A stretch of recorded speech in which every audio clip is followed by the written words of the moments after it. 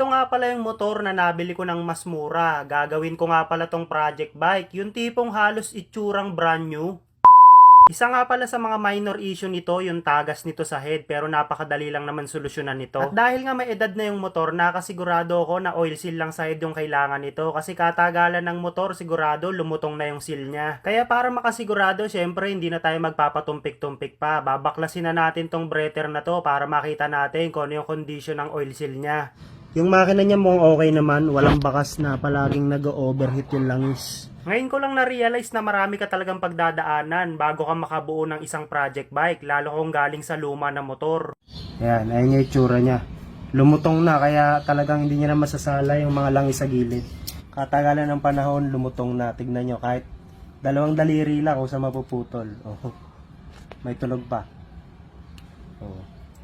Wala na. Sign na palitin na talaga. Kaya puro tagas na siya dito sa head niya, gawa nito. At habang nagkakalikot nga ako ng motor, sakton-sakto, dineliver na rin yung in-order kong kaha. Bali, galing pa palang Thailand to. Original din yung ipapalit ko dito sa buong pairings ng pino ko. Bali, color gold nga pala sa papel itong pino. Pero ang gagawin ko, ipapa-change color ko na lang to. Gagawin ko na lang kulay blue para maging legal. Kung ikaw nga palang magpa-project nito, anong kulay yung ipapalit mo dito sa pino? Nagulat nga pala ako kasi yung second owner nito nag-chat sa akin. Nakita niya yung itsura ng pino. Medyo nangihinayang siya kasi daw dati alaga niya to. Pero dahil ako na nga may-ari nito, sigurado magiging itsurang brand new talaga to. Tapos ito nga pala, nabilihan natin to ng side mirror. Ayan, original galing sa Thailand. 4DO din siya.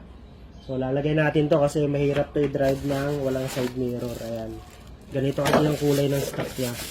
Color chrome na vintage. Medyo nagulat nga pala ako sa presyo ng stock side mirror nito kasi sobrang layo ng presyo lalo sa replacement. Pero pagdating nga pala sa quality, mas makasigurado ka dito sa original. Kahit na may presyo, sigurado tatagal to. Medyo kinabahan nga pala ako sa part na to. Akala ko low thread lang yung ehe. Yung pala pabaliktad yung ikot para maipasok yung side mirror. Dito na nga pala sa part na to, dito ko na sinimulan na baklasin yung kaha nito. Bali tatanggalin ko lahat ng inner tsaka outer fairings niya. Inuna ko nga pala dito sa may bandang gilid at napansin ko marami na rin pala talagang kulang na bolts to. Buti na lang binilihan ko ng white bolts. Yung signal lights din nga pala nito dito sa may bandang kanan, hindi rin gumagana. Kaya nagbaka sakali akong silipin, baka may naglus lang na wiring. Pero nang sinilip ko, buo naman. Sinunod ko nga palang baklasin yung pairings niya dito sa may bandang kanan. Nagulat ako sa bolts kasi iba-iba pero at least kompleto naman siya. Nang nabaklas ko na nga tong cover dito sa may bandang gilid, nagulat ako may wiring na naka-jumper. Kailangan na talaga tong ipa-rewire o kaya papalitan ko ng buong harness. After ko nga pala kalikutin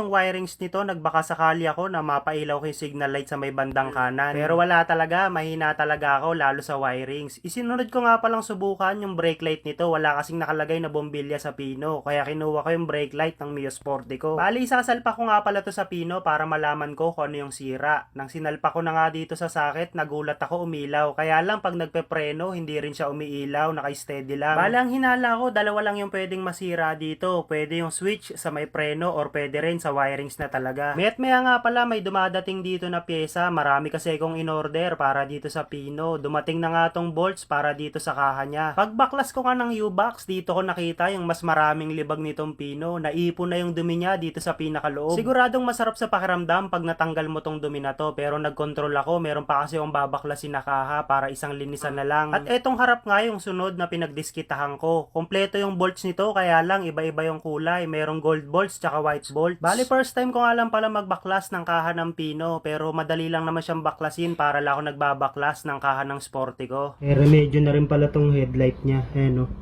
Meron ng decay ng loose tip, kaya pala medyo gumagalaw na siya. So tamang-tama kasi papalitan din natin to. Ayan o, dalawang remedyo. Sinunod ko nga palang baklasin yung kaha ng headlight. Parang spaghetti na nga pala yung wiring nito. Yung headlight niya may sarili ng wiring. Sunod nga pala na binaklas ko ay yung footboard. Nagulat ako rito kasi marami ng low thread na tornilyo. Bali medyo maganda pa yung kulay ng footboard na to. Kaya lang para isang palitan na lang lahat na tatanggalin ko. Nang natanggal ko nga pala yung buong kaha, ganito nga pala yung tumambad sa akin. Talagang napakarumi na nito. Gustong gusto ko nang linisin sa part na to. Medyo formado nga pala yung shock nito sa likod. Kaya lang marami ng tagas. Papalitan ko na lang din kasi para ka nangangabayo pag pinilit mo tong sakyan. Bali yung ganitong shock nga pala na re-repair to, papalitan lang ng oil seal, pero mas magandang palitan na rin natin ng bago. Tapos ipapa-rewirings na rin natin kasi marami ng hindi gumagana pagdating sa ilaw, sa signal light, tsaka sa brake light. So hindi natin kayang i-DIY yun, baka may masunog pa yung motor. Front fender nga pala yung sinunod kong pagdiskitahan. Dito ako medyo nahirapan, naiipit kasi yung nag-iisa kong abs. Bale, binaklas ko nga muna pala yung gulong niya sa harapan, hindi ko kasi masusungkit yung tornilyo sa taas.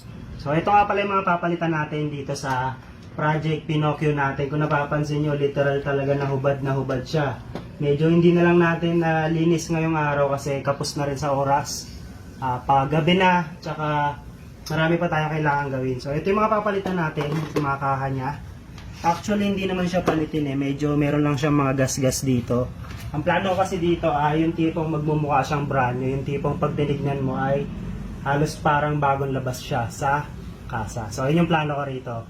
So, yun. Kita-kits ulit tayo sa susunod na episode dito sa Pinocchio Project Bike natin. Alright!